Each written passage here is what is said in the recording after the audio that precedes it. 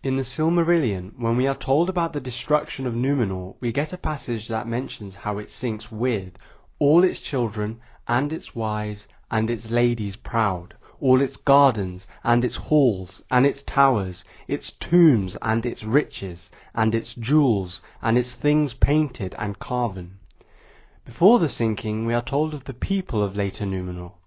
Those that lived turned the more eagerly to pleasure and revelry, desiring ever more goods and riches.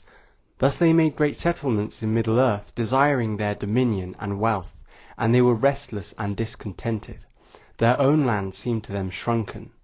Later on in the passage we are told that they clad themselves in silver and gold. The Rings of Power show gave us our first look at Numenor recently, and while the sets and visuals looked amazing, I couldn't help but feel like it was a cardboard cutout of the real thing.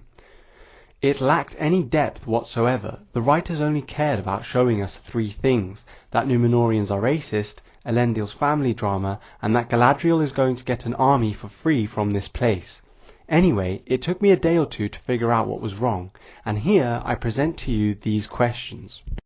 Where are Numenor's ladies proud? All the nobility are in plain clothes that look very similar. Where are the ladies adorned with jewels as signs of their wealth and status, taking fleeting glances at their competitors? Where are the lords dressed in fine garments of silver and gold, covered in ornate rings, who busy themselves with concerns of trade, tribute, and conquest? It's not like there's no way to incorporate these aspects into the story. One option here is to have Elendil listening in on the council somehow. With the use of his emotional reaction, you could also start to explain some of what makes the faithful different from the king's men. They value different things. I think that the character from the Blacksmith Guild is a missed opportunity to show what Numenor is like. He's a blacksmith. That's a skilled labourer. This person would have a higher status than a farmer, for example. This smith's clothes are probably alright, but maybe he should have some possession of value, perhaps a ring that he fondles obsessively. You could show how he desires to have more wealth and station than he does currently. Perhaps he has plans of moving up to higher positions in the guild. Perhaps he has a plan to make his family rich. Perhaps his group of friends have plans to make even more money. Maybe they want to try their luck on the continent or something. Just anything that helps show the culture of Numenor and what the place is about. It's not that people in the Middle Ages or in Rome or in ancient Egypt weren't materialistic. It's that these people are especially so. It's something we won't see as much in other realms and not at all with the elves. Further still, we could be laying the groundwork for the Numenorian attitude to death. It isn't hard to do. I feel compelled to mention that it should be subtle. I worry that the show would do it by having Isildur tell Galadriel the entire island's view on death in one long exposition dump. Here's how I would do it. I would just touch on it for now. You could have either Isildur or Eärien, who I don't think should exist for the record, but anyway.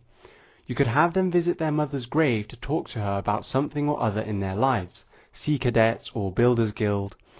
You have the mother's grave be a plain, simple grave and contrast that against some more lavish graves of other nobility at the gravesite. When they've finished talking, you have them look over at one of the graves and stare at it for a while, as if considering something new, and deliver this monologue. With different emotions depending who we choose to do this. Is it the traditions of our people that leaves only plain stone as a memory of my mother? Nay, if the world was just, then you should have a tomb more splendid than the houses of the living. If it's Eärien speaking, then she should emote an amount of sincerity considering what her character arc is from spoilers I've heard. If it's Isildur, then it should probably be more insincere and mostly just be an expression of his love for his mother, and then they leave.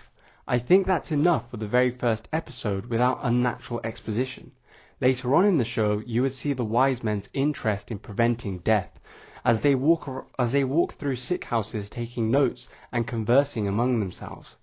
You could find a lot of ways to get to the subject of death over the whole show, but you need to start the groundwork, and I won't accept anything less than excellence. This is all before our Pharazôn the Golden. We have to somehow step all this up a notch in later seasons. I'd also like to see its things painted and carven. There really isn't much in the way of intricately fashioned items on people's person. The guild badge looks okay, I suppose, but it only exists for Halbrand to steal it in the story.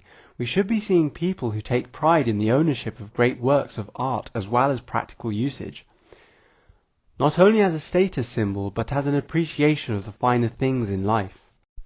I think the prejudice of the Numenorians is something I'll cover in a different video, along with covering Elendil, Pharazôn and Miriel's characters too. I think once I've seen more of them, I'll be able to make a more relevant commentary. Again, Numenorian supremacy is a much deeper topic than, oh, we don't like elves anymore, elves are stinky.